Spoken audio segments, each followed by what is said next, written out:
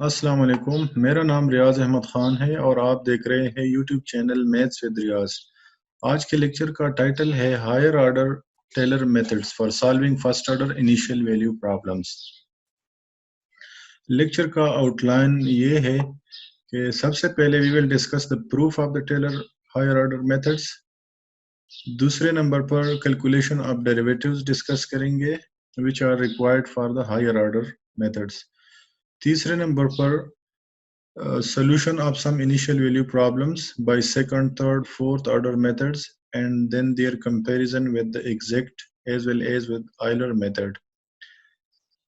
Exercise number 5.3 of Burden and Ferris से भी एक एग्जांपल सॉल्व करेंगे by second and third order, और आखिर में मेपल के जरिए टेलर हायर ऑर्डर मेथड से किस तरह इनिशियल वैल्यू प्रॉब्लम्स को सॉल्व करते हैं वो भी डिस्कस करेंगे आज के इस लेक्चर में। सो स्टार्ट कर लेते हैं प्रूफ से।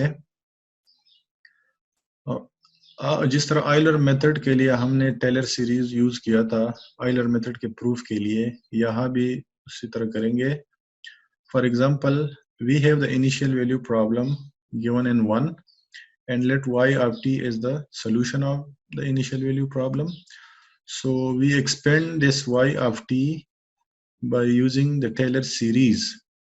This is the Taylor series. अगर ये आप लोगों को समझ नहीं आ रही है तो please watch my video lecture on the Euler method and the proof of Euler method. अब इसमें अगर हम yi plus hy प्राइम को रहने दें और बाकी सबको डिलीट करें तो ये हम करते थे आइलर मेथड, और आइलर मेथड को टेलर मेथड ऑफ ऑर्डर 1 भी कहा जाता है। Similarly for second order Taylor method we delete the terms starting from h cube by 3 and onward. तो वो सारे टर्म डिलीट करेंगे and we will left with only 3 terms. इसी तरह थर्ड ऑर्डर टेलर मेथड के लिए h4 by 4 और onward को डिलीट करते हैं। इसी तरह फोर्थ ऑर्डर के लिए ये, और nth ऑर्डर के लिए we delete the term starting from h to the power n plus 1 by n factorial. अब वो टेलर मेथड में और आइलर मेथड में मेन फर्क सिर्फ ये है कि आइलर मेथड में सिर्फ y प्राइम यूज होता था जो के बराबर है f of t y के according to the initial value problem y prime is equal to f of t y। जबकि टेलर मेथड ऑफ ऑर्डर 2 में हम देख सकते हैं कि we need y i double prime, और y i डबल प्राइम का मतलब ये है कि we need y double prime और f prime of T Y. तो इस तरह हम देख सकते हैं कि y triple prime of y is equal to y double prime of f and nth derivative of y is equal to n-1 derivative of f with respect to t। तो इस तरीके से हमने Taylor method of order 2 derive कर दिया है। आप देख सकते हैं कि यहाँ तक this is only Euler method, but if we add one more term we will have Taylor method of order 2. Similarly, if we add these two terms to the Euler method we will have Taylor method of order 3, and similarly nth order Taylor method. Now we will discuss how to calculate the derivatives of the function f of ty with respect to t. For this we will use multivariable chain rule. Multivariable chain rule का मतलब ये है, यहाँ पर दो variables के लिए है, फंक्शन f है t और y का फंक्शन, दो वेरिएबल्स t y है। तो इसके लिए partial derivative of f with respect to t इस तरह लिखा जा सकता है, partial f by partial t। ये भी एक चेन रूल और इस पे भी चेन रूल। लेकिन यहाँ पर y is a function of t, चूंकि y सोल्यूशन है और y is y of t, so we can replace the partial derivative by the ordinary derivative. ये तो कैंसिल इधर भी हो सकता था, लेकिन हम चले इसको यहाँ पे कैंसिल कर लेते हैं। And please note that dy by dt is equal to y prime according to the initial value problem. तो ये हमारे पास फार्मूला बन जाएगा। मतलब ये हुआ कि जब हम partial derivative with respect to t find करते हैं फंक्शन ऑफ टू वेरिएबल्स का, तो differentiate with respect to t, differentiate with respect to y, but multiply this term with f of ty. Similarly, F double dash के लिए differentiate F dash with respect to T, differentiate F dash with respect to Y, multiply this term by F of T Y and so on. आप ये in terms के लिए देख सकते हैं। ये फार्मूला एक और तरीके से भी आप डिराइव कर सकते हैं, मेरा मतलब है कि ये फार्मूला, और वो है if we use the definition of the differential of f of ty या the total differential of f of ty, इसको total differential ty f of ty कहा जाता है। तो हम ये टोटल डिफरेंशियल का फार्मूला लिखते हैं और फिर df के नीचे लिखते हैं dt, इधर dt के नीचे भी dt लिखते हैं और इसी तरह इधर डिवाइडेड बाय dt लिख लेते हैं, तो ये कैंसिल हो जाएगा और we have the same formula. Now let us calculate the derivatives in this example. अगर हमारे पास y prime is equal to t power 3t minus 2y है, let y prime is this if, and we want to calculate y double prime or f prime of ty. तो हम क्या करेंगे? Differentiate with respect to t, differentiate with respect to y, but multiply the second term with f of ty. So जब आप partial differentiation करते हैं तो हम with respect to t में keep y as constant, तो इस पे तो product rule लग जाएगा e power 3t because derivative of t is 1. Similarly 3e power 3t, तो ये इस तरह बन जाएगा और इसका derivative with respect to t 0 हो जाएगा। यहाँ पे इस term का derivative 0 और इसका -2 आ जाएगा। अब इसको simplify करें तो ये बन जाएगा f dash। दोबारा एक और derivative find करने के लिए with respect to t derivative find करें partial, with respect to y भी करें, लेकिन इसके साथ f of ty multiply करना होगा and then simplify. Similarly you can find f triple derivative. ये easy calculation है, इसमें कोई मुश्किल नहीं है। Sometimes you can use this informal और direct, ऊपर वाले को चले formal method कह दे और इसको informal या direct method। तो y prime अगर वही same expression है तो हम डायरेक्ट t से डिफरेंशिएट करना शुरू कर दें जैसे कि हम ऑर्डिनरी डेरिवेटिव करते हैं। Don't introduce partial derivative in this case. तो प्रोडक्ट रूल से ये बन जाएगा -2y प्राइम, y के डेरिवेटिव का मतलब होगा y prime because you are differentiating with respect to t and dy by dt is y prime, but we know that y prime is equal to this expression in the given equation, so we have to use its value here and then simplifying we have the same result as above. For double derivative do the same and we have 4y prime here, put the value of y prime and simplify. Similarly in the third derivative differentiate with respect to t, तो यहाँ पे हमारे पास बन जाएगा -8y prime, y prime की value मैंने direct यहाँ पे पुट किया है और फिर इसको सिंप्लीफाई किया है। तो इस तरीके से आप लोग कैलकुलेट करेंगे derivatives. Now let us solve the initial value problems. Example 2. Use Taylor's method of order 2 to approximate the solutions of the initial value problem given here. H is given 0.2. So n is equal to 10 if h is 0.2. Now we have y prime, y minus t square plus 1. You can see it here. So how to find its first derivative? Yani f dash of ty, according to the definition, we can easily calculate 0 minus 2t plus 0, and here we have 1 minus 0, 0. So this is the first derivative. By using Taylor's method of order 2, w naught is equal to 0.5 and wi plus 1 is equal to this. Now here we do the same procedure as we did in the Euler method.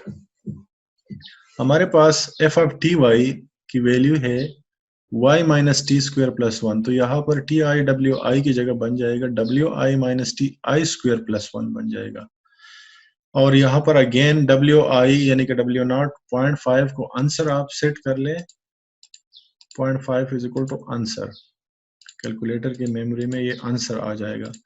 तो आपने क्या करना है कि wi की जगह answer लिखना है प्लस h is 0.2 WI की जगह अगेन इधर आपने लिखना है आंसर -x² +1 और इसी तरह +h²/2 का जो टर्म है h²/2 f' तो f' की जगह हम ये एक्सप्रेशन यूज करेंगे और इसकी जगह WI - TI² - 2TI +1 ये इधर लिखेंगे। तो कैलकुलेटर में ये कैसे लिखते हैं, h²/2 मतलब 0.2² डिवाइडेड बाई 2 मैंने लिखा है यहाँ पे, और इसी तरह यहाँ पे लिखेंगे आंसर -TI² मतलब x²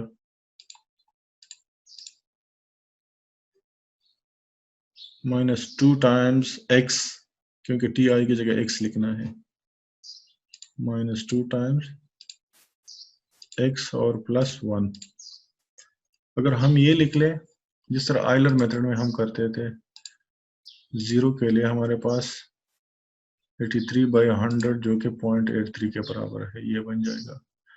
और इसी तरह आप लोग इसको आगे रिपीट करें, कैलकुलेट एट 0.2 अगर करेंगे तो ये बन जाएगा 1.21। प्लीज इसको इसी तरह आगे आप लेके जाएं, तो आखिर में जब आप t की जगह 1.8 पुट करेंगे तो W10 की ये वैल्यू बन जाएगी। I think the calculations are easy. Example 3. Repeat example 2 using Taylor's method of order 3 and 4. अभी हमने ऑर्डर 2 से ये एग्जांपल सॉल्व किया और अब हमने ऑर्डर 3, 4 के लिए भी करना है। तो how to do it? For order 3 we need another derivative.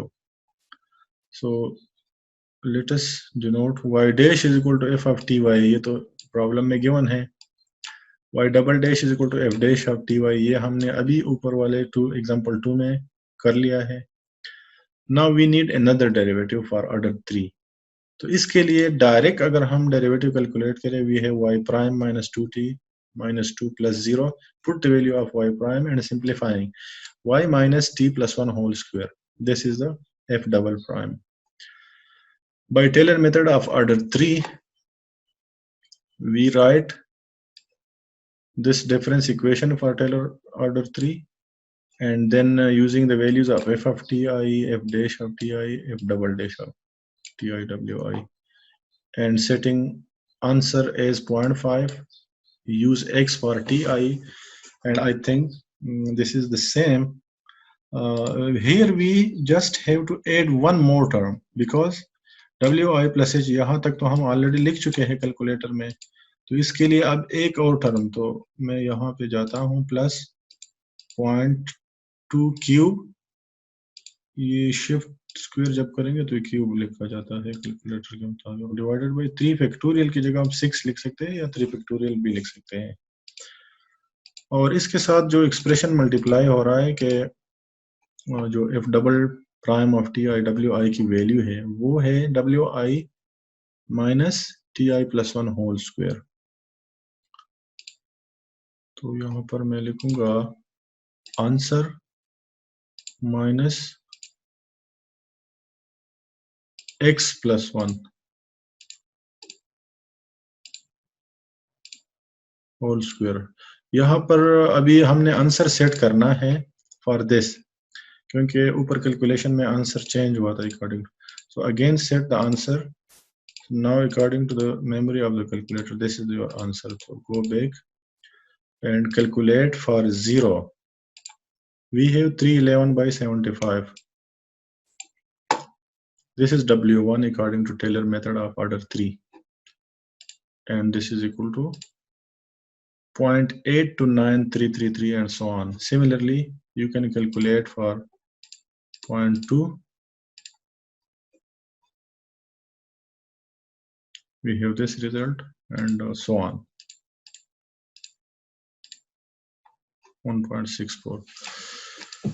So you can do it up to W10, and if you want to solve the same example for order 4, we need another derivative. जहां तक हमारे पास ये derivatives है, ये तो ऊपर वाले examples में हो गए, लेकिन अभी हमने एक और डेरिवेटिव कैलकुलेट करना है, और ये आप लोग देख सकते हैं कि इसकी जो डेरिवेटिव है ये फिर यही आ गई। ये ज़रूरी नहीं हमेशा हर एग्जांपल में आएगा, लेकिन इस एग्जांपल में बाय चांस ये हो गया है कि ये वही वैल्यू इधर आ गई, तो it's okay, no problem.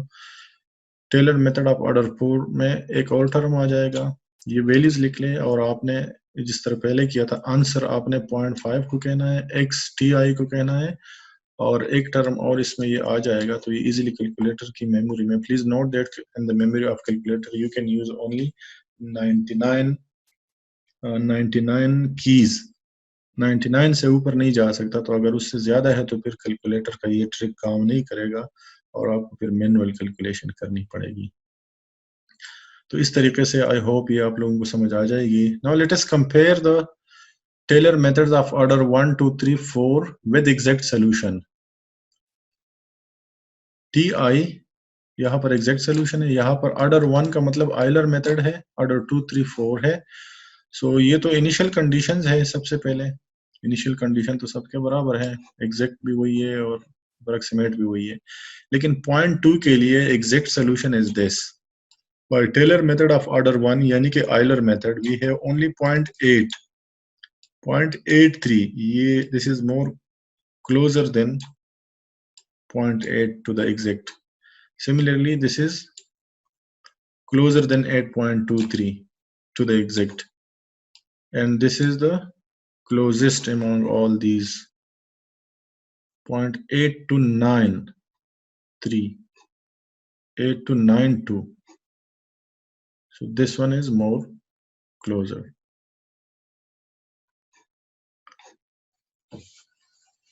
because we have 3 0 0 0s and here we have 3 3 3s. Similarly, we can see the other values, 1.52 according to Euler and 1.214 is the exact. 215 is closer than this. 214 is closer than this one. And 2140 is closer than this one. So you can see the whole comparison. If you want to draw the graph, you can use Desmos or Maple interpolation by Maple.